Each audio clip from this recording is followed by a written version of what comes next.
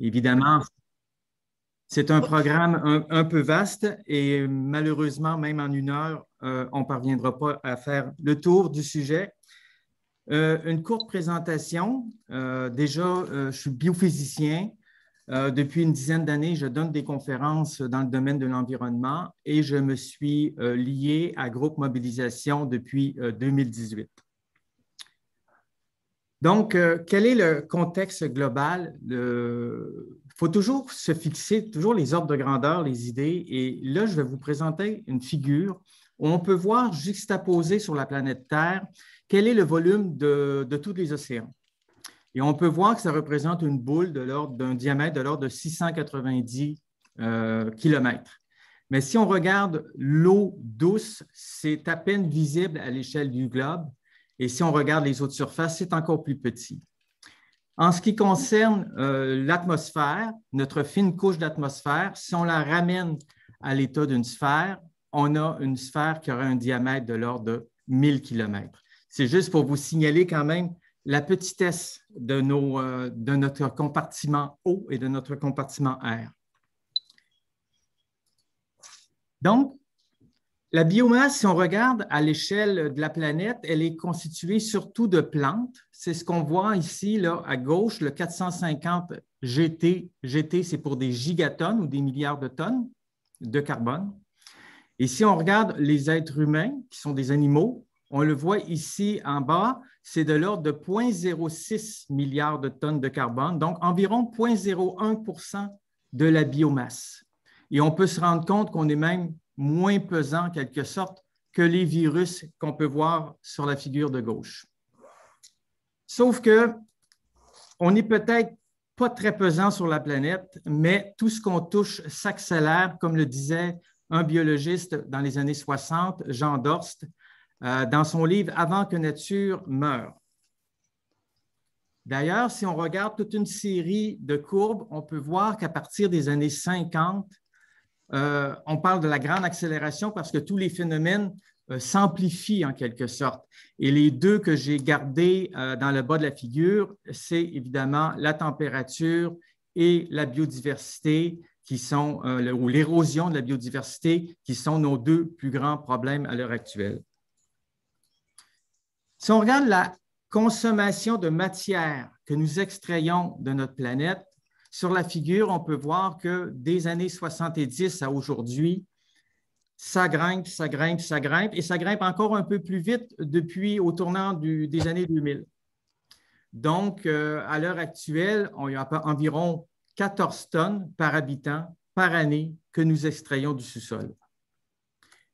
Comme je vous dis, il faut toujours mettre les choses en perspective. Souvent, les gens disent « Ah, le plastique, c'est un gros problème. » Oui, certes, c'est un problème en termes de contamination et de recyclage, mais si on regarde, on en consomme environ 46 kilos par personne, en moyenne, évidemment, par année sur la planète.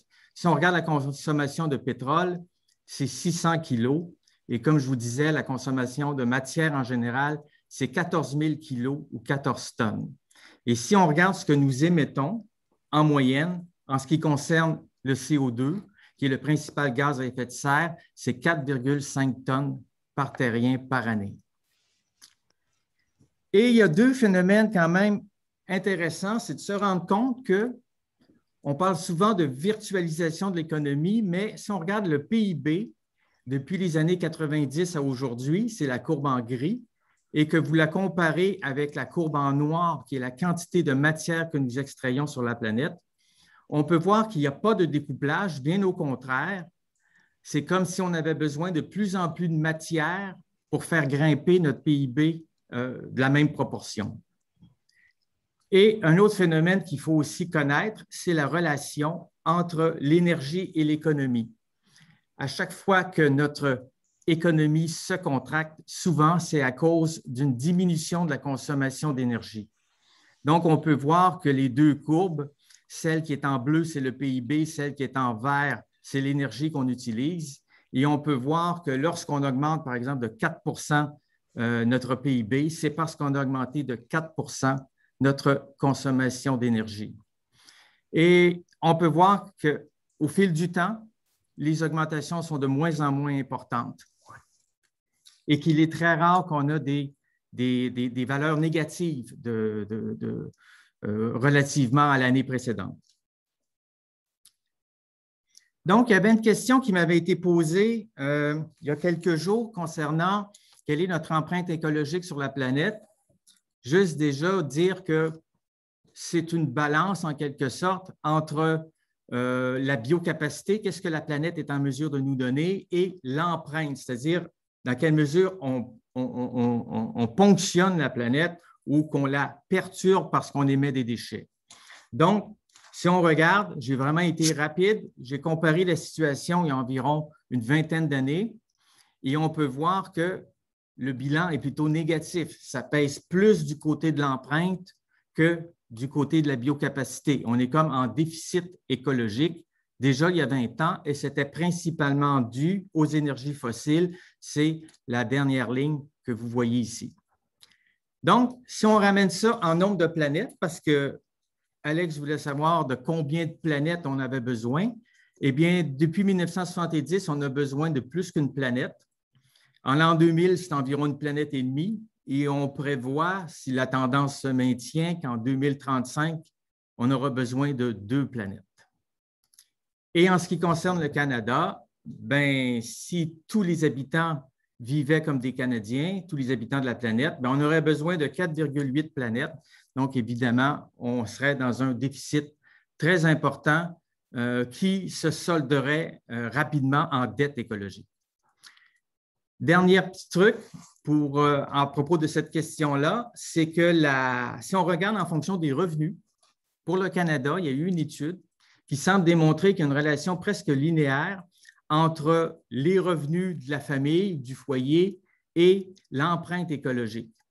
Donc, on peut s'en douter. C'est sûr que les gens plus fortunés peuvent dépenser et peuvent consommer plus, puis évidemment, ils affectent plus la planète.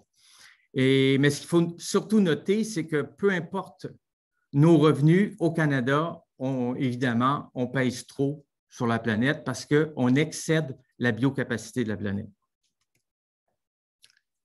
Maintenant, je vais vous parler du lien entre la population, l'énergie et le climat.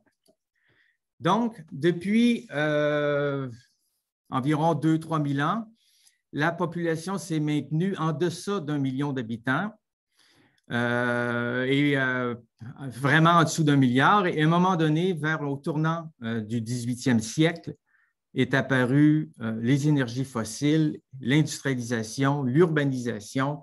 Et depuis un siècle, notre population a quadruplé. Puis à l'heure actuelle, on n'est pas loin de 8 milliards d'habitants. Mais ce n'est pas tout, c'est que depuis un siècle également, notre consommation d'énergie a également augmenté. On est passé d'environ, ici je l'ai exprimé, en 20 milliards de joules en 1920 à aujourd'hui environ 80 milliards de joules par habitant par année. J'ai comparé dans l'axe de droite à quoi ça correspond en puissance dissipée. Donc, c'est environ 625 watts il y a un siècle. À l'heure actuelle, on est à 2500 watts, d'ordre de 2,5 kilowatts. Évidemment, c'est la moyenne mondiale.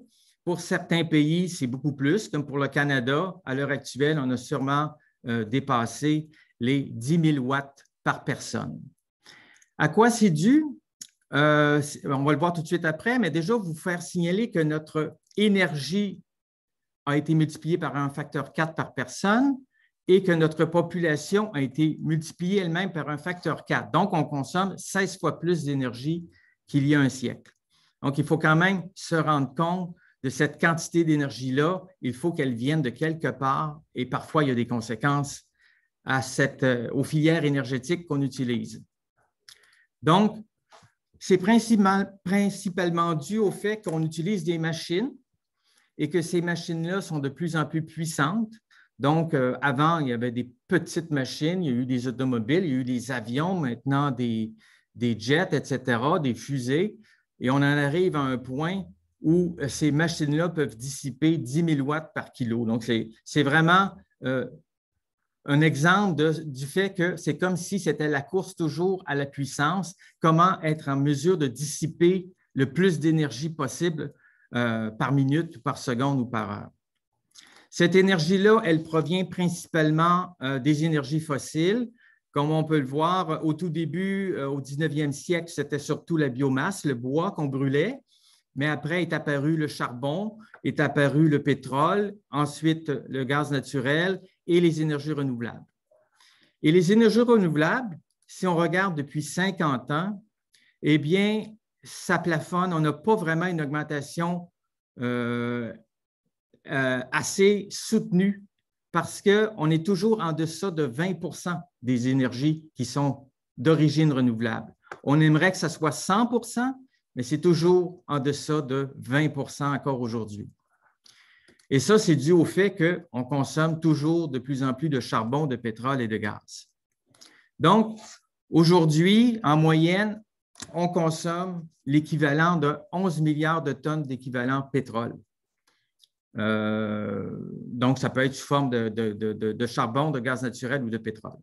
Et on émet 10 milliards de tonnes de carbone dans l'atmosphère. Et si on veut se donner une idée de quoi ça représente, à quoi ça représente, eh bien, vous regardez ici cette espèce de montagne au-dessus de l'île de Manhattan à New York.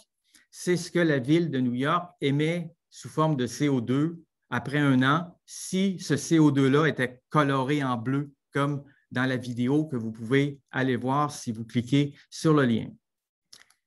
Donc, le réchauffement planétaire, les gens me disent, ben oui, mais on le voit, on le constate, etc. Mais il y a encore des gens qui doutent, il y a des gens qui échafaudent toutes sortes d'hypothèses, comme, bon, l'année dernière, l'année 2020, c'est une année parmi les plus chaudes, sinon la plus chaude. Et là, on peut se demander, ben oui, mais est-ce que c'était une année El Niño ou une année La Niña? En fait, c'était une année où le El Niño était très, très faible, mais c'était plutôt une année La Niña.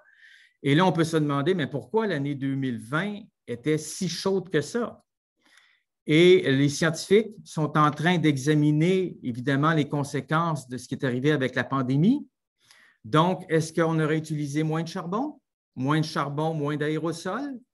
Donc, moins de refroidissement dans l'atmosphère et évidemment, plus de chaleur qui est emmagasinée dans notre basse atmosphère. Donc, ça peut être une hypothèse, mais c'est une année. Il faut regarder le climat en termes de décennies, de plusieurs décennies pour se faire une idée. Dans le prochain tableau, je vous ai relevé, depuis que des relevés météo, les années les plus froides. Et puis, vous voyez, 1904 est la plus froide, 1909, etc. Et l'année la plus récente parmi les plus froides, c'est 1913. Alors qu'au contraire, si on regarde les 20 années les plus chaudes, eh bien, l'année la plus ancienne, si on peut dire, c'est l'année record de 1998 où on avait vu un El Niño, justement, très, très fort. Donc, si on regarde les plus chaudes, c'est 2020, 2016, 2017, 2015, 2018.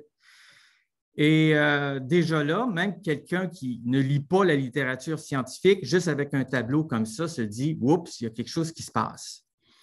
Et dans le graphique qui suit, selon plusieurs groupes de recherche sur la planète, plusieurs groupes qui mesurent la température en différents points, on s'aperçoit que les courbes se superposent et qu'il y a une augmentation, particulièrement depuis les années 1970, de l'augmentation moyenne de la planète et on atteint à l'heure actuelle quelque chose comme 1,2 degrés de plus qu'au 19e siècle. Donc, la température moyenne de la planète, évidemment, ce n'est pas 1,2, c'est 13,6 degrés et elle augmente. Et ce qu'il faut vraiment noter, c'est que si on met ça sous forme de couleur, qu'on s'en fait comme un drapeau, on voit bien que les années les plus chaudes, qui sont de couleur plus rouge, ce sont les dernières. Les années les plus froides, ce sont des années anciennes. À l'échelle de la planète, si on regarde les 50 dernières années, où ça se réchauffe le plus, c'est dans l'Arctique. On peut voir, c'est les zones qui sont le plus en rouge, même en rouge vin. Alors qu'on regarde au tropique, au niveau tropical, c'est un peu moins fort, mais on voit que sur les continents, le réchauffement est plus accentué que dans les océans. Tout ça est quand même bien compris de la part des scientifiques. Maintenant, si on regarde l'avenir, qu'est-ce qu'on prévoit? On parle souvent de la cible de 1,5 degré. Bien, la cible de 1,5 degré, elle pourrait être atteinte dès 2029. Celle de 2 degrés dès 2043. Parce que ce qu'il faut noter, c'est que la température, à l'heure actuelle, ne suit pas une ligne droite. On est plutôt dans une phase d'accélération, c'est-à-dire qu'à chaque 10 ans, la température, l'augmentation de température est toujours plus grande. Donc, c'est un texte une figure qui est tirée de la revue Nature, qui a été repris par un groupe de chercheurs qu'on appelle le Breakthrough National Center en Australie. Il y a d'autres chercheurs aussi, tout dernièrement, qui ont essayé d'évaluer, toutes choses étant égales, mais qu'on essayait de plus fermer un peu l'interrupteur, si on peut dire, des énergies fossiles. Qu'est-ce qui arriverait dans les prochaines décennies, les prochains siècles? Et d'après leurs calculs, il y aurait un réchauffement à venir d'environ 1 degré supplémentaire, ce qui nous amènerait à 2,3 degrés par rapport à la période pré-industrielle. Pourquoi on parle d'urgence climatique? C'est parce que cette augmentation de température-là est extrêmement rapide. Si on recule depuis l'avènement de la Terre, depuis des milliards d'années, et qu'on regarde différents phénomènes géologiques, on s'aperçoit que ce qui se passe présentement, là, c'est en termes d'augmentation de CO2 par année ou en termes d'augmentation de température en degrés Celsius par année, on est même à des valeurs beaucoup plus élevées que lors du maximum thermique d'il y a 55 millions d'années. Donc, ça aussi, c'est quand Hubert Reeves nous dit qu'on est dans une expérience, on est dans l'éprouvette, puis qu'on ne sait pas trop ce qui se prépare, c'est parce que justement, ce sont des vitesses de réchauffement qui sont inédites. Ici, vous avez l'ancien vice-président du GIEC, Vanny Persel, qui donne énormément de conférences. Une des dernières, il revient souvent avec cette diapo-là.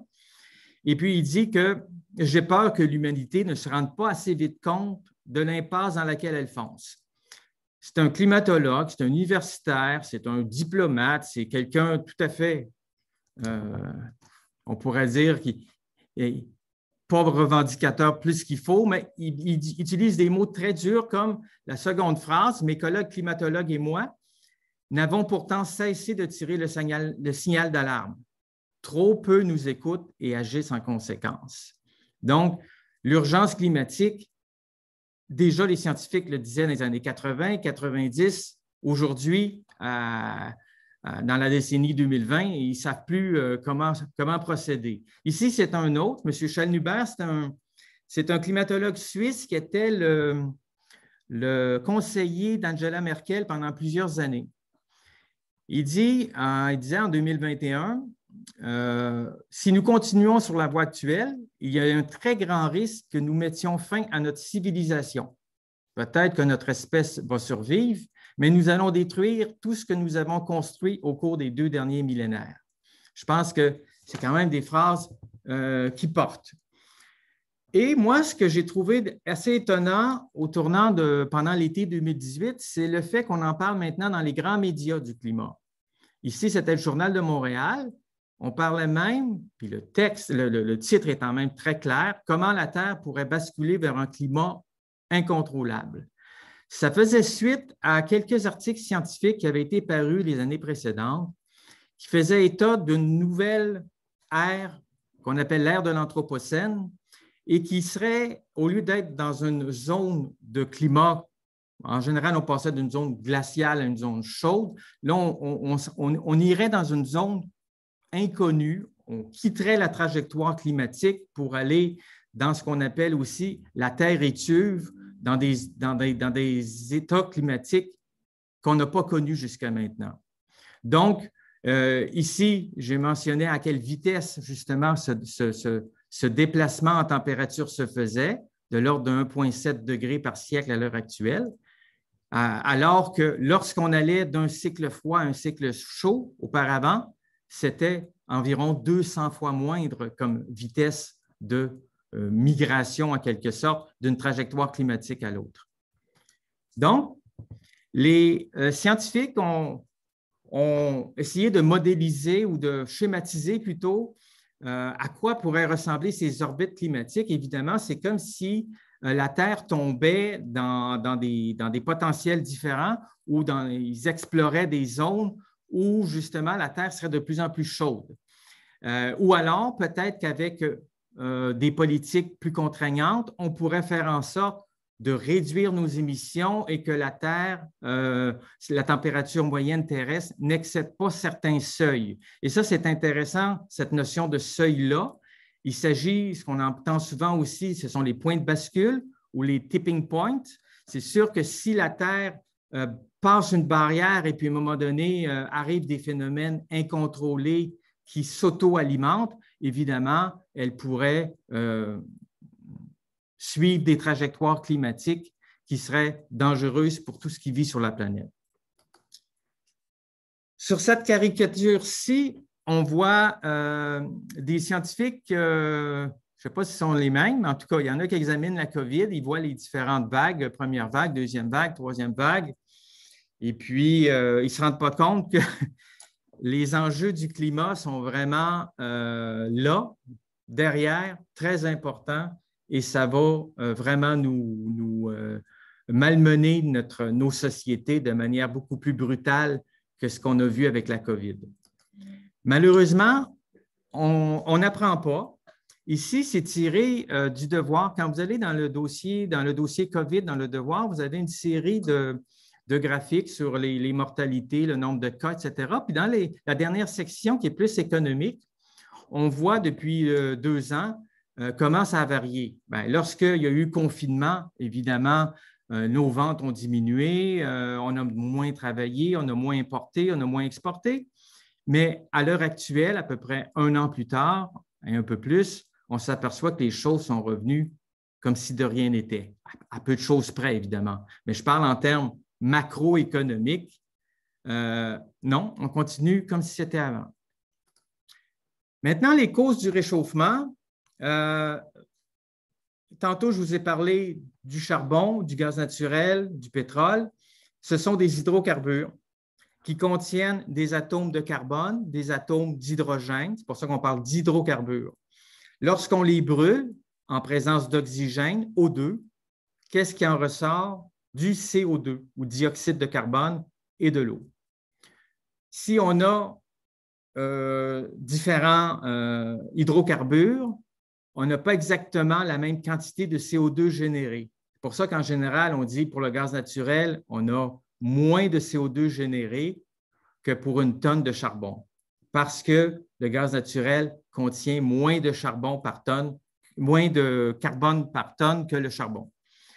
Ça, c'est vrai si évidemment on ne tient compte que de la combustion de cette énergie fossile. Mais imaginons qu'on ne tient compte que cette combustion-là est parfaite.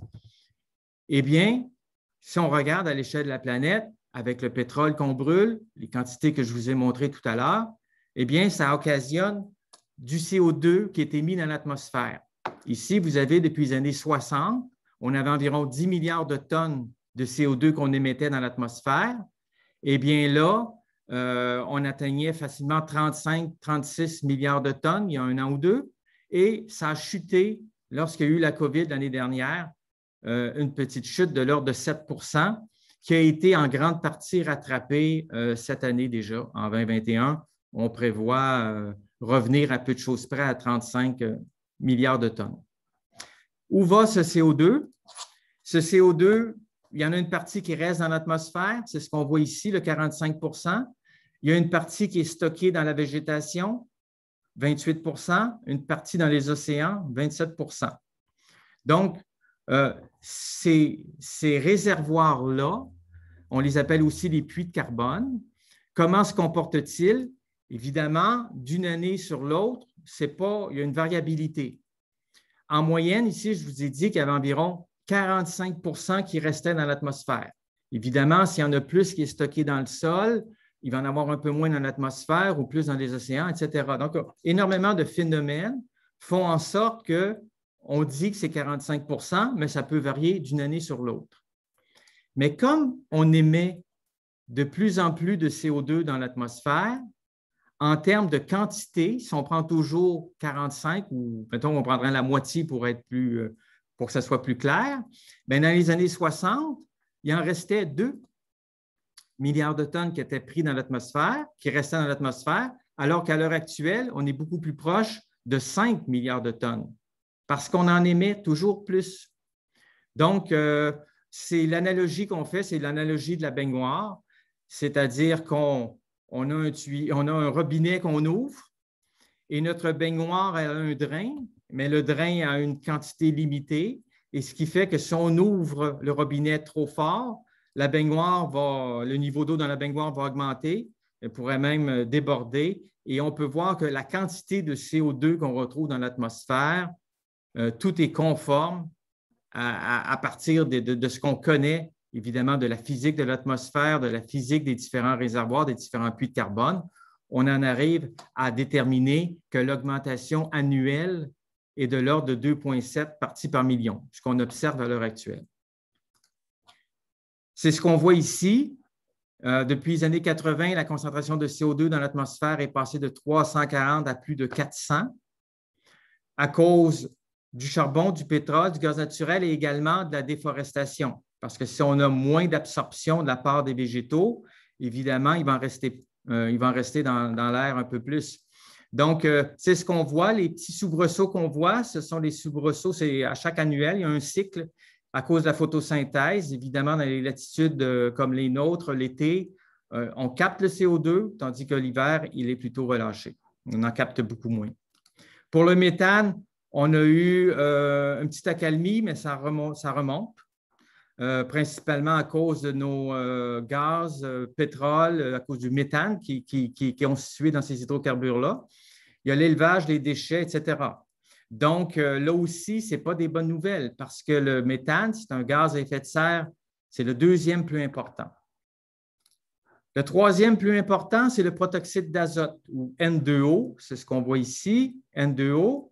Donc, ici, toujours tiré du site de la NASA, on peut collecter, les données sont collectées, mesurées, mises en graphique et on peut voir que d'une année sur l'autre, la concentration de protoxyde d'azote augmente de manière continue et c'est principalement dû à nos engrais azotés comme l'urée. Donc, comme on le voit, les causes sont connues et je suis prêt à prendre quelques questions, à faire une petite pause si vous voulez avoir des éclaircissements sur cette première partie.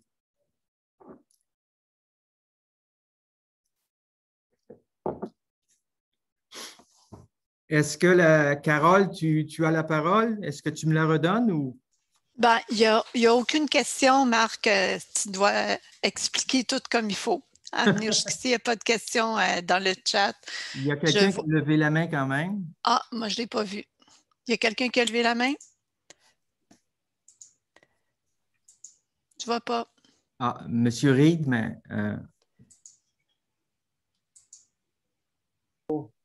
Bonjour. Allez-y, oui.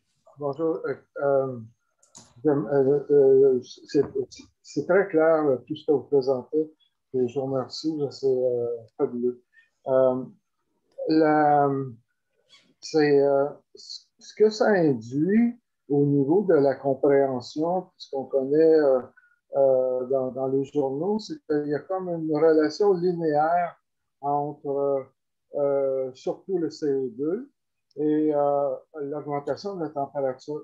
Alors que quand on fouille les formules au niveau du forçage en chaleur du CO2, ça fait plutôt une courbe qui s'aplatit vers le haut. L'augmentation de CO2 comme telle, là, strictement, là, si on ne pense pas à d'autres choses, là, ça semble-t-il, selon les équations, c'est logarithme. Monsieur Reid, oui. J'ai traité de votre question dans les diapos qui suivent. D'accord. Si vous trouvez que c'est pas clair, si vous trouvez que c'est pas clair, on y reviendra, mais je crois avoir bien compris votre question. Parfait.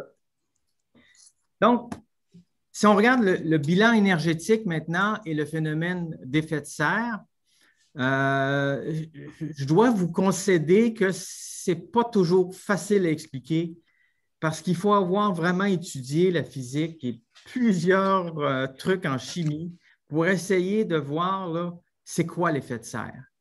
Mais j'ai trouvé quand même un schéma assez simple où on peut voir le Soleil qui éclaire la planète, qui passe au travers d'une couche qu'on considère comme étant l'atmosphère, une couche d'une centaine de kilomètres. Et on se rend compte que cette couche-là, à cause de ce qu'on appelle les gaz à effet de serre, mais de la vapeur d'eau et d'autres choses, fait en sorte que dans le rayonnement infrarouge, ces gaz-là l'absorbent, l'accumulent et la retournent en quelque sorte vers la Terre.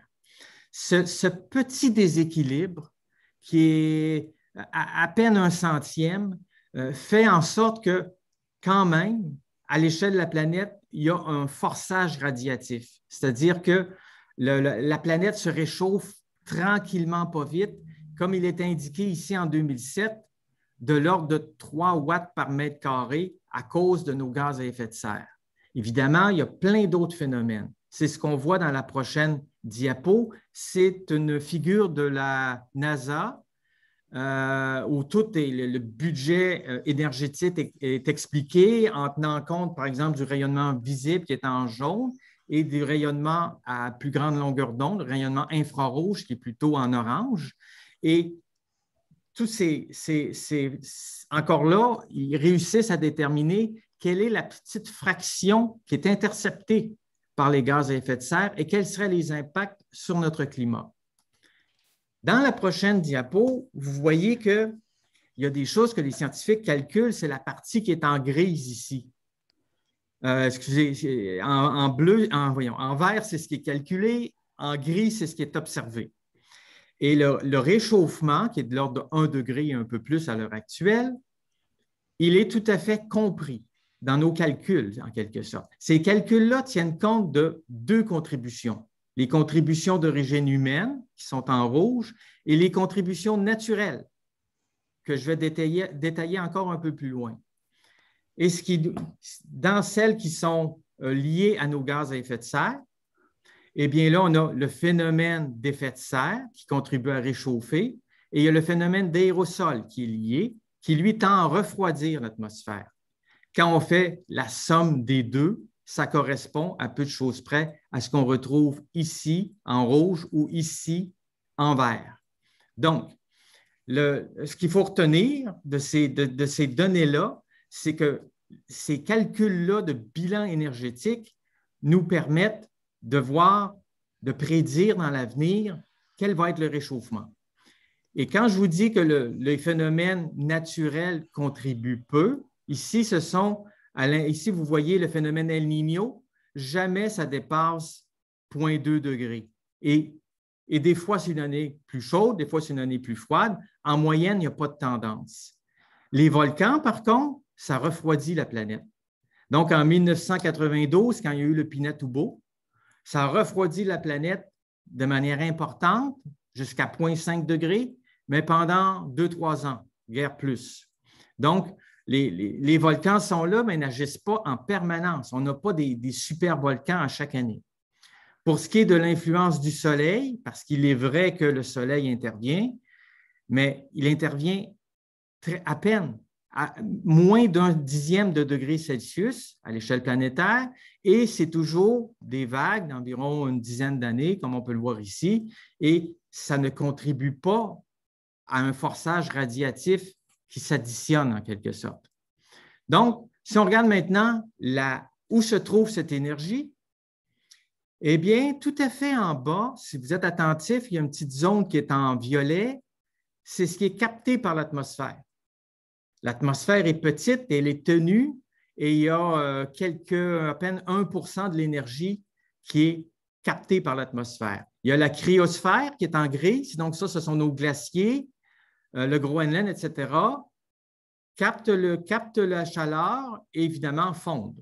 Il y a la Terre, donc tous nos sols, donc on le détecte nous aussi, on voit qu'il fait de plus en plus chaud, mais le gros de l'énergie, c'est dans les océans et dans des profondeurs d'océans de plus en plus élevées. Maintenant, à plus d'1 kilomètre, on se rend compte, de profondeur évidemment, on se rend compte que les océans se réchauffent. Comme c'est des masses extrêmement importantes, dans les bilans de chaleur, on se rend compte que les océans conservent 90 de la chaleur en trop du bilan planétaire. Et il y a une petite trace que vous voyez en rouge peut-être ici que j'ai indiquée par une flèche là. Ça, c'est ce que mesurent certains satellites depuis maintenant une vingtaine d'années. Et ça, c'est le refroidissement de la haute atmosphère. Parce qu'on se rend compte que l'énergie qui a été comme accumulée a été perdue ailleurs. Et quand on calcule la quantité d'énergie perdue par rapport à celle qu'on a gagnée, le match est quasiment parfait. Encore là, pour vous démontrer que les climatologues, tous les scientifiques ensemble, avec des moyens comme des satellites et toute une série d'appareils de mesure partout sur la planète, on arrive à bien comprendre le réchauffement planétaire. Et mon ami Jacques Benoît, avec lequel je travaille, dit souvent que même pas d'équation, mais là, j'en mets une. L'énergie égale à une constante fois la température.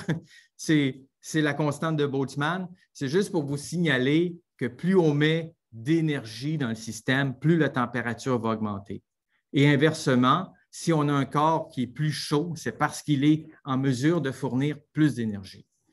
Et là, j'ai une citation de M. Thallas de l'Organisation météorologique mondiale qui dit que pour l'année 2020, mais il aurait pu le dire pour pratiquement toutes les dernières années, c'est qu'on a mis plus d'énergie dans le système qu'il ne pouvait en absorber. Donc, évidemment, la planète se réchauffe. C'est un problème de physique de base qui ne surprendra aucun scientifique. Bon, c'est sûr qu'il faut avoir étudié quand même en physique ou dans des sciences connexes à la physique. La question qui m'a été posée tout à l'heure par M. Reed, est-ce qu'il y a une relation linéaire entre le CO2 et la température? Quand on regarde les courbes et qu'on les superpose, pour la température, évidemment, ça fluctue beaucoup. Il peut y avoir un volcan, il peut y avoir différents phénomènes naturels. Et puis, depuis quelques années, ça augmente plus rapidement. Quand on regarde la concentration de CO2, ça suit à peu de choses près les mêmes tendances. Mais c'est difficile de reconstruire la température à partir du seul CO2, du seul gaz CO2.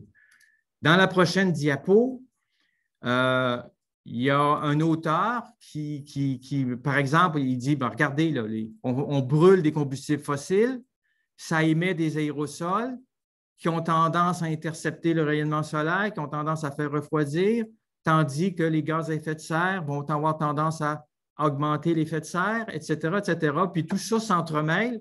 Il faut tenir compte de l'albédo des océans, il faut tenir compte de la fonte du pergélisol, etc., etc. Donc, il y a énormément d'interactions qui fait en sorte qu'avoir une relation linéaire, c'est un peu illusoire. Mais malgré tout, il faut se le dire, le GIEC, dans son dernier rapport, mais également dans le rapport de 2018, on peut voir, grosso modo, que si on regarde la hausse de température attendue, que l'on voit ici en degrés, par rapport à la quantité totale de CO2 qu'on émet, eh bien, on a quelque chose qui est à peu près linéaire.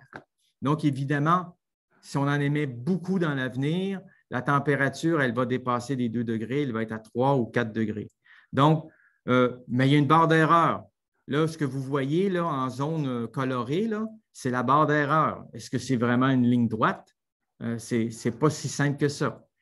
Il y a un autre chercheur, lui, ce qu'il a fait, il dit on va regarder juste les variations annuelles de température d'une année sur l'autre en fonction des émissions de CO2 d'une année sur l'autre.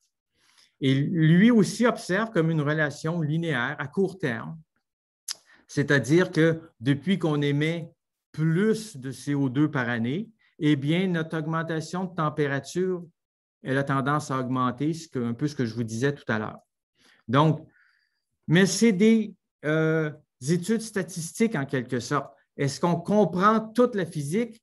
Je vais vous l'avouer, là, moi, je ne la comprends pas. Et parmi les scientifiques, les climatologues, certains ont différentes théories et puis on s'entend sur la réalité des choses, sur les faits, mais de là à comprendre quel est le lien exact entre le CO2 et la température, je crois que là, ça dépasserait le cadre de la conférence ici, sans aucun doute, mais il pourrait y avoir des cours là-dessus, qu'encore là, il y aurait des gens qui diraient « Oui, mais as-tu tenu compte de ça? » ou etc. Donc, ce n'est pas simple à répondre. Moi, ce que je vais juste vous résumer en 2 phrases, c'est que si on regarde depuis 1 million d'années les variations de CO2, de méthane et de la température terrestre, eh bien, ça suit les mêmes variations, avec un décalage peut-être de quelques siècles, mais ça se suit. À long terme, comme comme les différents rapports du GIEC le démontrent, c'est qu'il y a comme un lien qui semble quasi proportionnel entre la quantité de carbone qu'on libère dans l'atmosphère et la température que cette atmosphère-là va atteindre à terme, à l'équilibre en quelque sorte.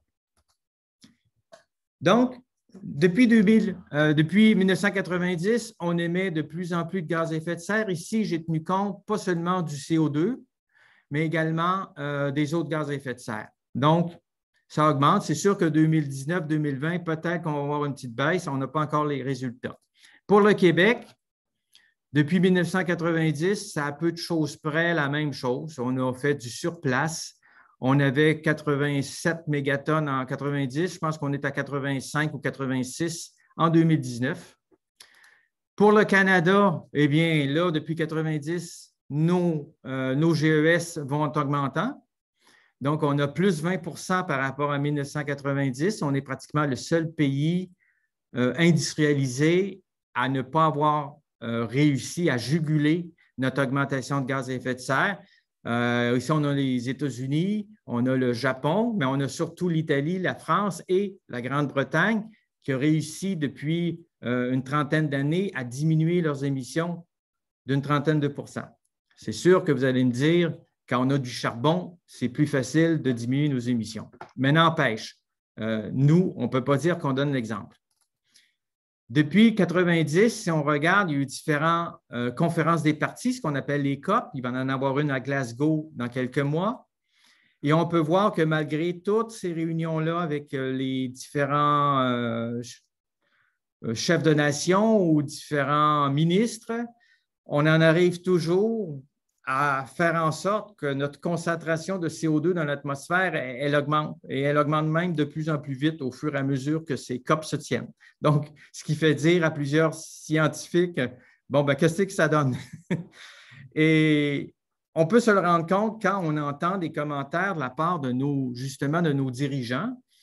Ici, c'était près de Kitimat, où on voyait différents ministres et la première ministre de la Colombie-Britannique qui venait de couper le cordon, en quelque sorte, d'une usine de liquéfaction de gaz naturel qui va représenter énormément d'émissions de gaz à effet de serre par année. Et puis, ils sont très, très heureux de cette chose. En 2019, il y a M. Guilbeault, Mme McKenna qui disent qu'on ne peut pas laisser 173 milliards de barils de pétrole sans les exploiter. Mme McKenna a dit ben, les gens ont besoin d'emploi. Oui, on va s'attaquer au changement climatique, mais on a besoin d'emploi. C'est des drôles de discours qui font en sorte que le problème perdure. Et encore, il y a quelques semaines, le gouvernement Trudeau qualifie le gaz naturel liquéfié d'énergie propre, alors qu'on sait pertinemment que c'est une énergie carbonée qui est probablement aussi dommageable pour le climat à cause des émissions fugitives que le charbon ou le mazout. Je sais que le temps passe. Je vais devoir aller un peu plus vite, juste vous signaler, parce qu'on m'a demandé également qu'est-ce qu'on peut faire. Eh bien, évidemment, une des premières choses à faire, ce serait peut-être de réduire nos vols aériens. Ici, on voit que depuis l'an 2000, ça a triplé le nombre de vols aériens qui ont été effectués sur la planète, tandis que l'intervalle de temps entre nos 2 voyages a diminué beaucoup. de plus d'un facteur 2. Donc, à l'heure actuelle, on voyage pratiquement une fois par année. Donc, un intervalle de 20 mois. C'est vraiment quelque chose à éliminer parce que si on prend un voyage en avion d'une dizaine d'heures, ça équivaut, comme je l'indique ici dans le dernier paragraphe, à générer autant de GES qu'un habitant de l'Inde va le faire dans une année complète. Donc, il faut être équitable à un moment donné. Marc, avant que tu continues c'est comme une autre partie, il y avait une question dans le chat qui est passée pour les aérosols. Quelqu'un demandait, Karine demandait d'expliquer brièvement le fait que les aérosols refroidissent la planète. Oui, c'est ça, les aérosols refroidissent parce qu'ils interceptent la lumière du soleil. Et c'est pour ça que dans les solutions qu'on appelle de géo-ingénierie, certains veulent mettre des aérosols dans l'atmosphère pour essayer de refroidir le climat. Mais la question des aérosols, c'est à double tranchant parce que oui, ça va refroidir pendant un certain temps, mais quand les aérosols vont disparaître ou retomber en quelque sorte ou changer en autre chose, l'effet refroidissement va disparaître également. Et c'est à grande échelle. Si on regarde toutes les centrales au charbon sur la planète qui se calculent en milliers, bien, il faudrait, si on décide de les fermer, par exemple, il va y avoir beaucoup moins d'aérosols. Ça va réchauffer la planète. Ça va refroidir la planète, mais pendant seulement quelques années. Après, on va être pris avec un problème. On va se dire, voyons, qu'est-ce qui se passe? Pourtant, on a enlevé nos centrales au charbon. Donc, c'est pour ça que les solutions de géo-ingénierie ou la question des aérosols, elles commencent à percer dans les médias et auprès de la population. C'est une question extrêmement importante parce que même s'ils sont un peu plus à courte durée, ils vont affecter le climat de manière assez grande. C'est un peu comme un volcan. Un volcan aussi va émettre beaucoup d'aérosols et va affecter le climat pour des saisons. On a déjà vu dans l'histoire des saisons agricoles disparaître à cause de l'éruption d'un volcan. Voici, je vais continuer en ce qui concerne le transport. Donc, pour ce qui est de l'avion, il faut essayer de diminuer nos voyages en avion. Pour les bateaux, surtout les bateaux de croisière, c'est un peu la même chose. Une croisière, ben, c'est 2 tonnes d'équivalent CO2. Donc, c'est énorme, à moins d'avoir évidemment des paquebots de croisière électriques, mais on n'est pas là encore. Pour l'auto, évidemment, une auto qui est à essence ou au diesel va émettre beaucoup de CO2 par milliers de kilomètres, alors qu'une voiture électrique va en émettre beaucoup moins, surtout si l'électricité est propre, évidemment. Ici, je ne fais pas l'apologie de la voiture électrique, mais c'est juste pour vous signaler quand même que les différences sont très importantes entre une voiture électrique qu'on conduit au Québec et une voiture à essence. Le nombre de voitures à essence augmente si on tient compte des camions, des pick-up. C'est ce qu'on voit depuis les années 90. Il y a de plus en plus de VUS et cela fait en sorte que malheureusement, notre consommation d'essence au Québec, elle ne va pas en diminuant. Au Québec, on a environ 1,5 véhicules par ménage. Donc, vous voyez dans les entrées de cours le nombre de voitures. Le nombre de passagers dans une voiture au Québec, en moyenne, c'est 0,2 personnes, c'est-à-dire qu'il faut 5 trajets pour qu'on ait une personne qui nous accompagne dans notre auto. Donc, c'est un non-sens énergétique de dépenser autant d'énergie et de GES pour si peu de personnes. Je passe vite juste pour vous signaler que dans certains pays, comme ici probablement au Sahel, quand ils font un voyage, eux autres, ce n'est pas un voyage à vide. Là. Je ne sais pas si vous pouvez compter le nombre de personnes qu'il y a là, mais c'est pas. Et tout le matériel est là en même temps. Je ne sais pas s'il y a d'autres questions. Sinon, je vais passer ensuite aux conséquences des gaz à effet de serre. J'en aurai peut-être pour 20 minutes. Est-ce qu'il y a d'autres questions ou je peux continuer? C'est encore moi. Donc, c'est à propos, vous avez répondu en partie à la personne tout à l'heure sur les aérosols. Il y a un chercheur, ça a paru dernièrement dans le Devoir, qui a établi que les nuages bas nous protège beaucoup du réchauffement climatique. Puis ça pourrait être une de nos bombes climatiques si les nuages bas arrêtent de nous protéger. Puis ce serait quoi les facteurs qui fait en sorte que les nuages bas seraient moins importants? Si vous êtes capable d'élaborer là-dessus. OK. Ben, c'est difficile parce que la question des nuages, là, il faut vraiment être spécialiste du domaine parce que les phénomènes physiques à la base de ces phénomènes-là sont vraiment difficiles à comprendre. Mais juste vous signaler, par exemple, que les nuages élevés qui sont générés par les traînées de condensation des avions, eux ont des impacts plutôt réchauffants. Donc, c'est juste pour vous dire que c'est vraiment pas simple selon le type de nuage, selon l'altitude à laquelle on retrouve ces nuages-là, la physique peut différer. Donc, le phénomène global est très difficile et il y a des livres qui s'écrivent sur la question, mais je n'ai jamais vu encore jusqu'à maintenant quelqu'un qui me présente dans une conférence ou dans un chapitre de livre la question des aérosols et des nuages de manière tellement claire et limpide que je pourrais vous dire, ben, c'est ça qui se passe. Je pense qu'il y a des hypothèses, il y a des chercheurs et ils travaillent là-dessus parce que ça va affecter le forçage radiatif total. Donc, on a besoin de diminuer l'incertitude. Tantôt, quand je vous ai présenté une figure, il y avait des barres d'erreur. Bien, on essaie de diminuer ces barres d'erreur-là. Et la question des aérosols et des nuages, ce sont les deux principaux problèmes qu'on rencontre à l'heure actuelle pour diminuer cette incertitude. Merci. Bon, comme je vous dis, les conséquences de nos gaz à effet de serre, le problème… Marc, excuse-moi, Marc, il y avait une autre question. Mon micro était fermé. J'étais là, Marc, mais tu ne m'entendais pas. Il y a quelqu'un qui demande combien il reste de budget carbone. OK, j'y arrive. OK, c'est bon. J'en parle là, ça ne sera pas long. D'accord.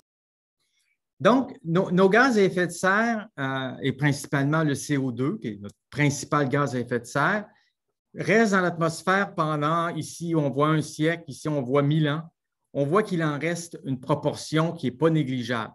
20 en ce qui concerne la courbe en bleu et plus de 40 pour la courbe qui est en rouge, qui correspond comme si on avait émis 2 bouffées, en quelque sorte, de CO2 dans l'atmosphère. Donc, on voit que ça dure extrêmement longtemps et les impacts vont se faire sentir pendant des siècles et des millénaires.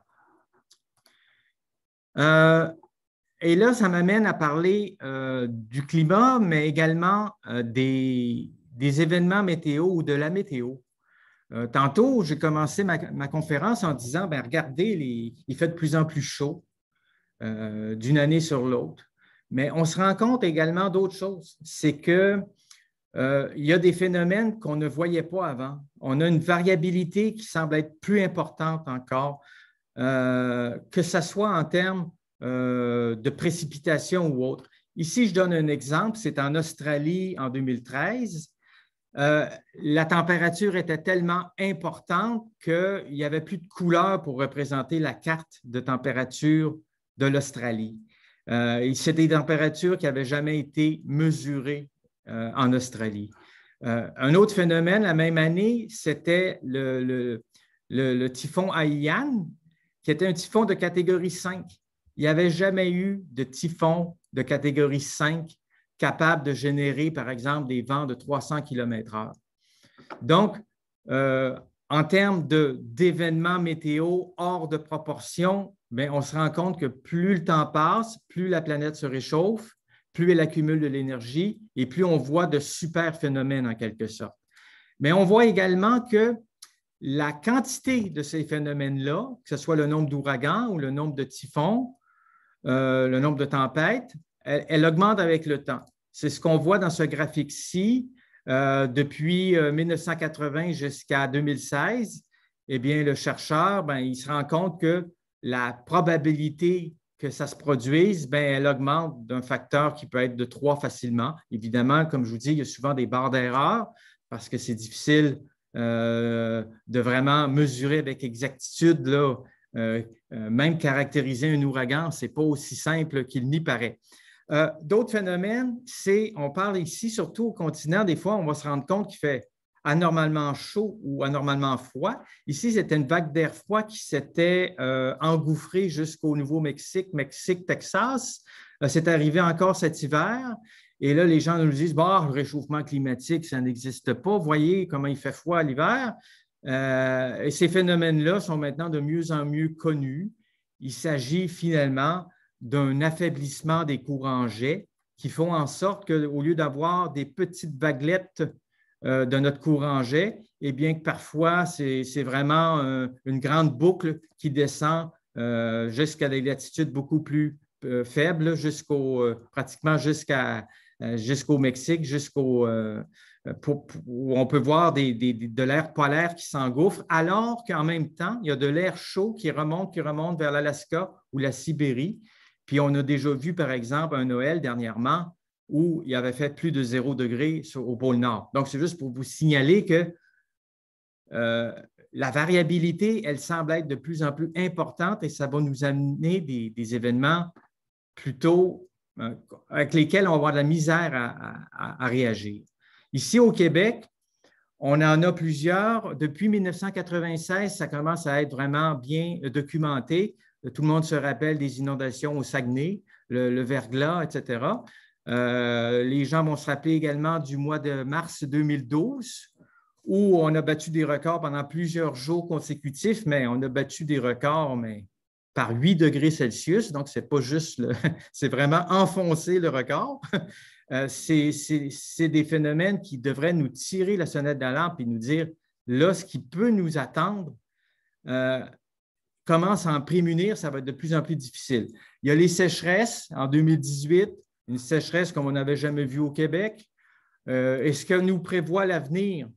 Ici, j'ai pris une figure, un graphique d'Ouranos pour le centre du Québec, où ce qu'on prévoit en termes de journées de canicule.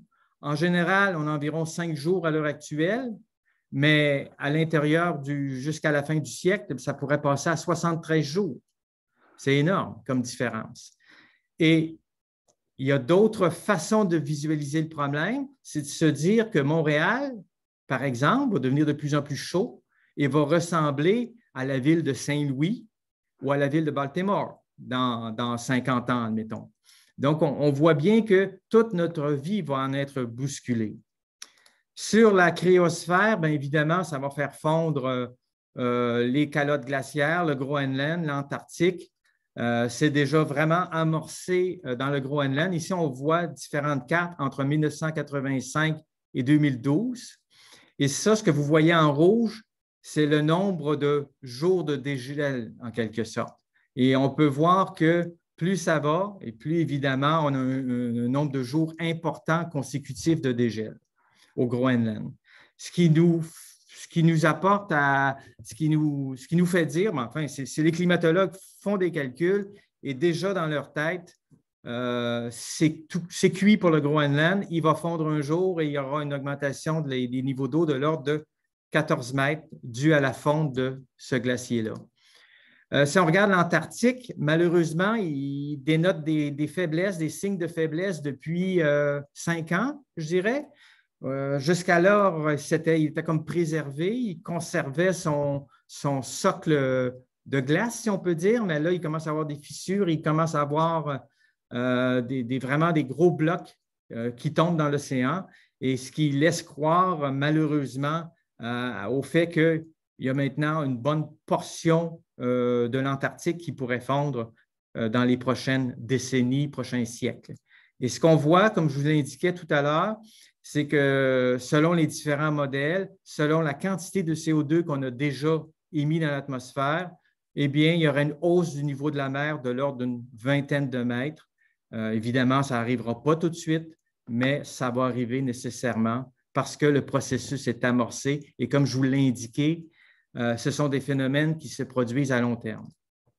Les effets sur la biosphère, je vais aller vite, mais celui qu'on a subi puis que je subis encore maintenant, c'est qu'il fait de plus en plus chaud. Donc, il y a des périodes de canicule, mais il y a plus que la canicule. Il y a le fait qu'à partir d'une certaine température, peut-être de l'ordre de 35-40 degrés Celsius, quand on est à 100 % d'humidité, notre corps ne peut plus se rafraîchir. On peut rapidement passer dans un état d'hyperthermie et puis on appelle ça évidemment des zones où le climat est tel que c'est des zones létales pour l'être humain.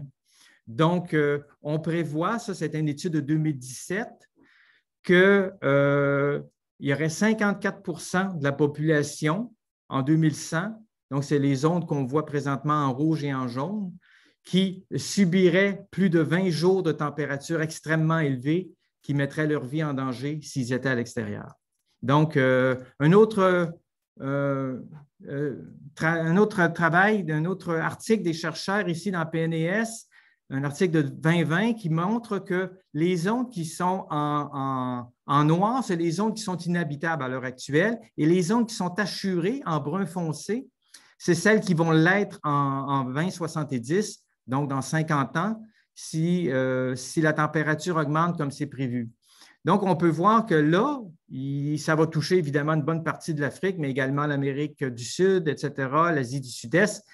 Ça pourrait faire en sorte qu'il y aurait pas loin de 3 milliards de déplacés dus à l'augmentation de la chaleur. Donc, comme je vous dis, il faut prévoir ça, il faut se dire qu'il faut arrêter le plus tôt possible nos émissions.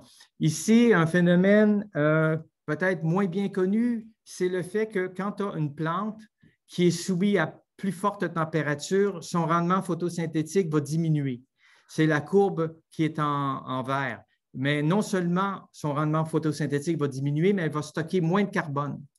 Ce qui nous amène à croire que nos forêts, qui stockent présentement du carbone, pourraient en relarguer à l'avenir. Et déjà, on sait que si la température devait s'élever de 5 degrés, eh bien, la quantité de carbone qui serait stockée par nos arbres, nos plantes, etc., serait diminuée d'un facteur 2. Donc, quand je vous disais tout à l'heure que l'atmosphère, que les plantes se comportent encore bien, mais c'est peut-être une question de quelques décennies avant qu'on soit pris avec un problème non seulement d'émissions, mais de puits de carbone. Bon, les solutions, les budgets. Donc, qu'est-ce qu'il faut faire? Il faut déjà atteindre le zéro émission en 2030. C'est ce que dit le Breakthrough National Center dans son rapport qu'on appelle Réalité climatique 2020 ou Climate Reality Check en anglais. On peut le voir ici sur ce graphique-là. C'en est un exemple de budget carbone. Celui-là, il a été pour une cible de 2 degrés. Donc, c'était en 2015 et Glenn Peters du Cicero avait évalué qu'il faudrait diminuer jusqu'en 2026, il faudrait qu'on n'ait plus d'émissions de carbone. Malheureusement, qu'est-ce qui est arrivé lors des accords de Paris, puis déjà en 2013, ça se parlait beaucoup, ce sont ce qu'on appelle la séquestration de carbone. Donc ici, vous avez un autre budget carbone. Le budget carbone, c'est l'air sous la courbe. La quantité de CO2 qu'on peut émettre, c'est ce qui est en dessous de la courbe. La courbe correspond à nos émissions. Et on peut voir que si on ne séquestre pas du carbone ou qu'on n'enlève pas du carbone de l'atmosphère, on n'a plus qu'une dizaine d'années pour complètement couper nos émissions. Sinon, on va dépasser notre cible de 2 degrés. Bien, ce que les gens ont imaginé, malheureusement, c'est des émissions négatives. C'est la partie qui est en jaune ici. Une partie qui est très, très importante. Ça correspond à pratiquement des milliards de tonnes. Bien, ici, comme on peut le voir, c'est environ 800 milliards de tonnes de CO2 qu'on a ajouté à notre budget, ce qui a mis en beau maudit plusieurs climatologues, dont Kevin Anderson, qui a dit lors de la COP en 2016, il dit, écoutez, c'est comme si vous voulez qu'on rajoute une autre planète, comme si on était pour ajouter un facteur 2 à tous nos océans, à toutes nos forêts qui pourraient capter ce carbone-là excédentaire. Ou à moins d'imaginer qu'on a des machines qui vont aller chercher le CO2 dans l'atmosphère, puis qui vont le capter, puis qui vont le stocker dans le sous-sol sans que ça ressorte. Et tous ces procédés-là, c'est pas dit qu'on va y arriver, puis ça va sûrement coûter très cher, puis je pense C'est illusoire de penser qu'on va le faire dans un temps si court. C'est qui a amené Mme Figueres dans une conférence à dire que finalement, il vaut mieux attaquer le problème le plus tôt. Ici, c'est dans son graphique, en 2016 et 2025, on voit qu'il faut les réduire de manière beaucoup plus abrupte si on attend 2025. Ici, on a l'année 2020 qui correspond au moment où nous sommes présentement. Il faudrait réduire nos émissions d'environ 8-9 % par année pour les faire en sorte qu'il n'y en ait plus en 2040. Donc, on voit qu'on a très, très peu de temps devant nous, comme on n'est plus en 2020, mais en 2021. Évidemment, il faudrait que ça coupe encore un peu plus carré. Donc, c'est juste pour vous signaler que les budgets carbone, les scientifiques en ont modélisé des centaines au bas mot. Je termine en citant quelques scientifiques. Donc, si vous me permettez encore 5 minutes, juste vous dire que ce phénomène de gaz à effet de serre, ce phénomène de déchets qu'on rejette dans l'atmosphère ont vraiment titillé plusieurs philosophes et chercheurs depuis longtemps. Ici, c'est Charles Fourier, en 1821. Il disait que les désordres climatiques sont un vice inhérent à la culture civilisée. Elles bouleversent tout par le défaut de proportion et de méthode générale, par la lutte de l'intérêt individuel avec l'intérêt collectif. La civilisation se perd par ses travaux mêmes. Autrement dit, on est en train de jouer à l'apprenti sorcier. En 1824, quelques années plus tard, c'est un physicien, tous ceux qui ont étudié un peu les théories de la chaleur le connaissent, Joseph Fourier, il dit « L'établissement et le progrès des sociétés humaines peuvent changer notablement l'état de la surface du sol, la distribution des eaux et les grands mouvements de l'air. De tels effets sont propres à faire varier dans le cours de plusieurs siècles le degré de la chaleur moyenne. » Et là, je ne vous parle pas d'Arrhenius, je ne vous parle pas de tous ceux qui ont suivi. Mais encore, David Suzuki en 2011, lui, il veut essayer de porter le problème du côté de l'économie. Il dit l'économie, elle est lacunaire. L'air que nous respirons est beaucoup plus important que l'économie. L'économie, les multinationales, les règles du marché, c'est des créatures que nous avons inventées et que nous pouvons modifier. Tandis que les lois de la physique, le réchauffement planétaire, non, on ne peut pas jouer là-dessus, il n'y a pas de vaccin contre ça, ça va être extrêmement difficile. Un autre chercheur, encore Kevin Anderson, il dit « L'économie, ne confondez pas ça avec une science. La physique, elle obéit aux mêmes lois partout dans l'univers et on sait qu'elle s'applique depuis 13 milliards d'années et jusqu'à maintenant, on est capable de dire, par exemple, où va l'énergie. » Donc, Kevin Anderson dit « Pourquoi qu'on accorde autant d'importance encore aujourd'hui à l'économie? » Van Ypersel, Jean-Pierre, il dit la survie de l'humanité doit devenir une priorité politique à tous les niveaux de pouvoir. Il faut qu'on se sente comme si nous étions en guerre. Dans une autre de ses diapos, il dit une espèce de qu'est-ce qu'il nous demande de faire? C'est agir comme un citoyen éduqué et informé. Interpeller ceux et celles qui sont à un niveau de décision supérieur. Ça peut être des hommes politiques, mais ça peut être votre patron, ça peut être des associations que vous connaissez, pour que chacun soit devant ses responsabilités. Les actes individuels sont importants, mais sont insuffisants sans mesures structurelles et ambitieuses. Donc, je conclus mon exposé en disant qu'est-ce qu'on devrait faire peut-être en premier lieu, peut-être suspendre les lois et les traités qui font chauffer la planète, donc des traités énergétiques, il faudrait vraiment mettre la hache dedans. Il faudrait qu'il y ait un accord contraignant sur le climat, ça se discute, est-ce qu'on va en avoir un cette année ou l'année prochaine? Bien, il faudrait vraiment qu'il soit contraignant. Il faut adopter un plan écologique qui tienne compte des ressources de la planète. Puis je pense que les chantiers de la DUC, du groupe mobilisation, c'est déjà des premiers éléments que vous pouvez consulter pour avoir un plan plus global. Dans ce plan-là, évidemment, il faut stopper l'extraction des énergies fossiles, ralentir ou plutôt réduire l'extraction des autres ressources, refonder l'économie parce qu'elle a besoin d'être refondée. Ce n'est pas le PIB qui doit primer sur nos décisions, mais bien plus les considérations d'énergie ou de carbone. Donc, je vous laisse avec quelques références. Réalité climatique 2020, que vous pouvez trouver facilement sur Internet. C'est un petit fascicule d'une 50aine de pages écrit en français de manière très claire avec des références scientifiques à la fin.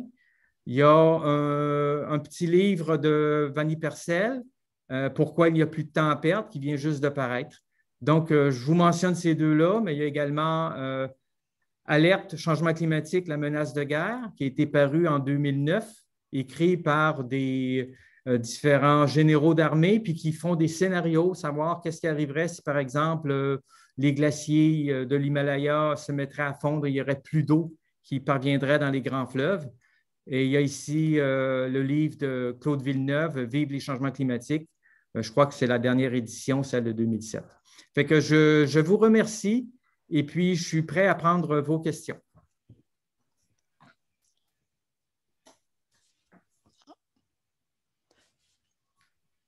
Oui, Patricia Posadas. Non, je n'avais pas de questions. J'applaudissais. J'ai choisi bon, main pour applaudir. J'ai pas l'œil pour la main, c'est bon. Merci beaucoup. Tantôt, je n'avais pas vu la question, puis là, j'en vois une, puis il n'y en a pas. C'est bon. Puis il n'y a pas de questions dans le chat non plus. Moi, j'aimerais, je vous laisse réfléchir, voir si vous avez une question qui vous vient. J'aimerais vous inviter à la prochaine conférence de Virouvert de GEMOB, mais dans le cadre de Virouvert, qui est avec Jacques Benoît sur l'urgence climatique déterminante de la santé, qui se tiendra mardi prochain, le 15 juin. Même heure, 20 heures. Alors, moi, je voulais vous dire que ma présentation, je vais la corriger quelque peu. Bien, elle va être disponible probablement dans les 48 heures pour ceux qui voudraient avoir une copie sous format PDF. C'est parfois plus facile à consulter que finalement de se farcir parfois des conférences qui durent plus d'une heure.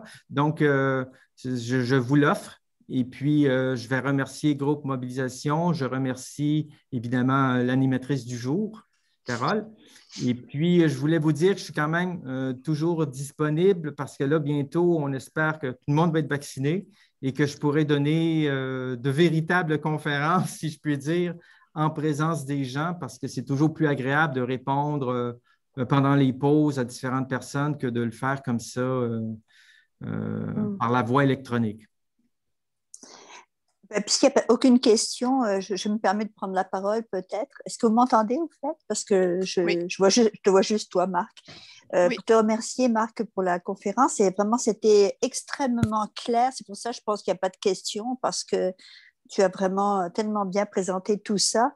Et je pense aussi qu'on est un petit peu accablé parce que même si ce n'est pas la première fois qu'on entend ce résumé-là, c'est vraiment quelque chose d'énorme. Mais merci pour le travail de vulgarisation que tu fais. Merci à vous. Oui, merci. Mes salutations à toute l'équipe à Rimouski. Oui, avec plaisir. Je suis contente de te voir. Merci encore, puis bravo pour d'avoir tout condensé ça, puis de nous offrir le PDF qu'on puisse aller chercher encore un peu plus, comprendre. Il y en avait beaucoup trop d'informations pour... oui, je comprends. Bravo, merci pour le PDF. De rien, oui, parce que les hyperliens, c'est à partir de là que vous pouvez consulter les documents originaux. D'ailleurs, si je peux prendre encore une minute là-dessus, c'est il faut toujours regarder quelles sont les sources que vous consultez. Est-ce que c'est un journaliste qui l'a écrit ou est-ce qu'il y avait des scientifiques? S'il cite un rapport, est-ce que c'est bien le rapport scientifique dont il s'agit? Allez voir, si possible, toujours remonter à la source. Et si vous n'êtes pas en mesure de comprendre ce dont il s'agit, bien, il faut y aller tranquillement. Et puis, que ce soit dans un nouveau domaine ou même moi, quand j'ai étudié en sciences, avant de maîtriser certains aspects de la biochimie ou de la physique. Ou, évidemment, ça prend quelques mois, quelques années. Donc, mais il n'est jamais trop tard. Donc, allez-y, allez aux sources et puis vous allez trouver toute l'information. Merci beaucoup. Le PDF, on va le recevoir. Il faut qu'on le signale où on est intéressé à le recevoir.